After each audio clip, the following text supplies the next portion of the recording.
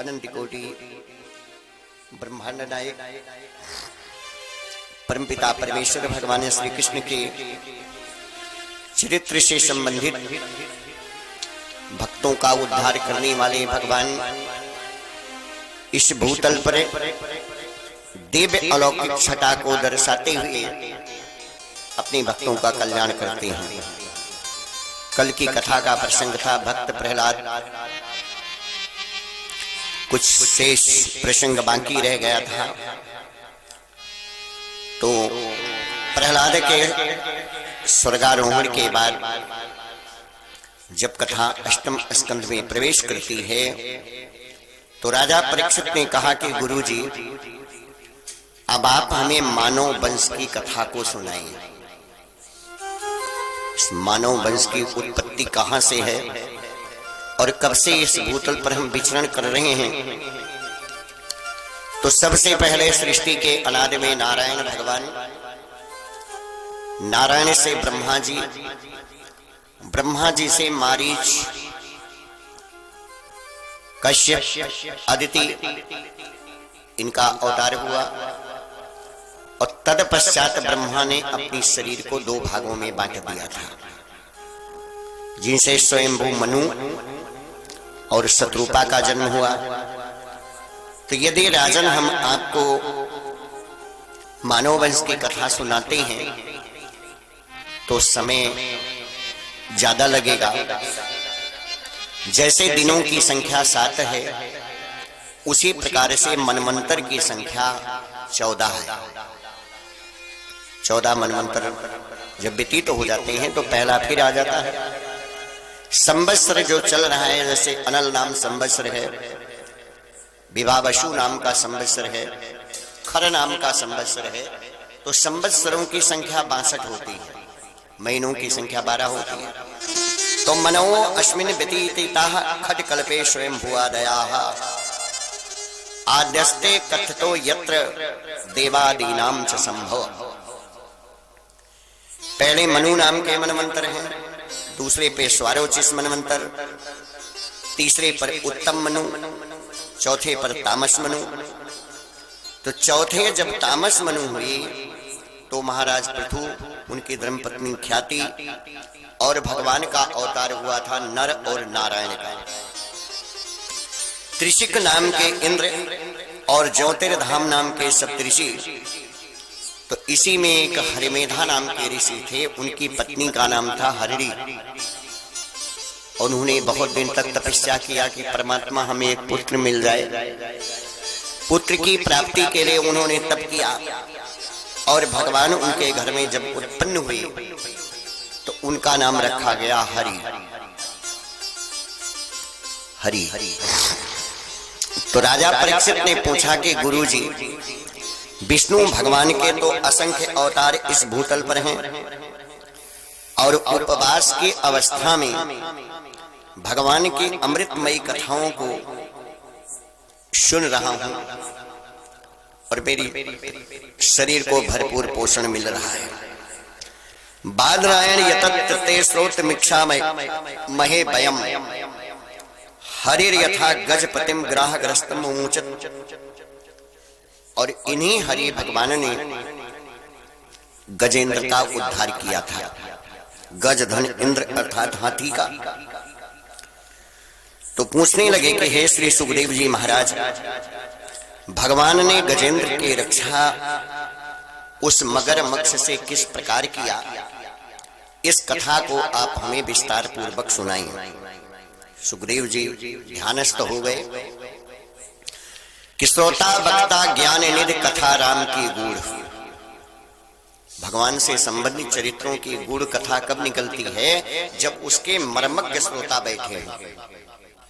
वक्ता थोड़ा भी बोले लेकिन श्रोता उसको विस्तार पूर्वक समझ ले तब तो कथा समझ में आती है। असीद गिरवरो राजन त्रिकूट इति भी श्रुता और क्षीरोदेनः वृति श्रीमान योजना मिक्षत। हे राजन, एक गिरि त्रिकूट नाम का पर्वत है। गिरि माने पहाड़, त्रिकूट नाम है। चारों तरफ समुद्र के क्षीर से घिरा हुआ है और 10,000 योजन ऊंचा और लंबा है, फैला हुआ है। उनकी 3 शिखाएं हैं, शिखर हैं। स्वर्ण माने सोना, चांदी और लोहे की 3 शिखरें हैं। समुद्र और आकाश दिशाओं को प्रकाशित करता है। उस पर्वत पर सुंदर और निर्मल जल से संयुक्त नाना प्रकार की नदियां और सरोवर हैं। यहीं पर देवांगनाएं, अप्सराएं विहार करती हैं और वरुण महाराज का एक सुंदर उपवन है। वन का मतलब बगीचा।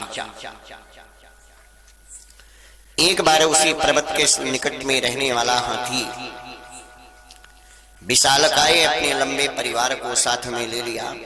बेटा, बेटी, पत्नी, भाई, बंधु, सुहृद, परिवार सबको ले लिया और झुंड बना करके चलने लगे।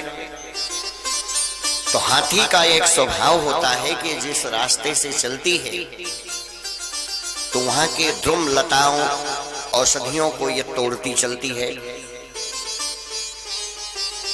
सरोवर पर पहुंच गई हाथी, पानी पी लिया, कोई झगड़ा नहीं है। स्नान कर लिया, कोई झगड़ा नहीं है। लेकिन जब कमल के पुष्पों को नोचने लगा, नष्ट भ्रष्ट करने लगा, तो उस पानी के मध्य से एक मगरमच्छ निकला और हाथी के अगले पैर को पकड़ लिया। सत्य, शौच, दया और दान, ये 4 पैर धर्म के होते हैं। तो ये अध्यात्म की कथा है।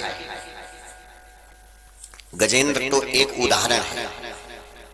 किसी विद्वान का कथन है कि कस्य माता पिता, कस्य भार्या सहोदरा, कालेन संबंध का कस्य परिवेदना। ना कोई किसी का भाई है, ना कोई किसी का पिता है, ना कोई किसी का पुत्र है। ये तो संसार का एक लौकिक रिश्ता है जिसको हम सब निभा रहे हैं।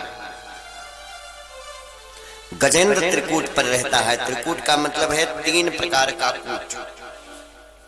दूसरी भाषा में पहला कूट है काम का कूट, दूसरा है क्रोध का कूट, तीसरा है लोभ का कूट।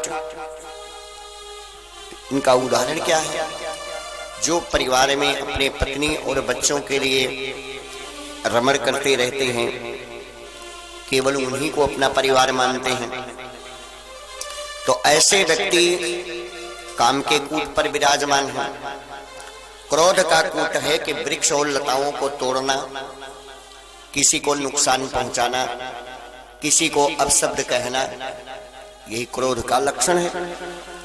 लोभ का कूट है कि अपने निवास स्थान पर कोई राजा बना रहे और उसे की यह शंका है कि अभी हम अगर अपने आसन से उठते हैं तो कोई हमारा आसन ग्रहण कर लेगा, हमारी कुर्सी नहीं रहेगी या हमारा पद नहीं रहेगा।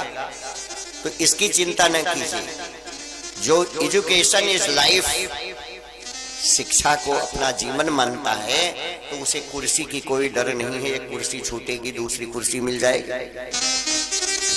अपने निवास स्थान पर राजा बना बैठे रहना, ये हाथी के 3 गुण हैं। गजेंद्र तन, मन और परिवार वालों की सहायता से ग्रह से मुक्ति नहीं पाया, तो सभी लोग उसका साथ छोड़ करके चले गए। और 1-2 दिन नहीं बल्कि 18,000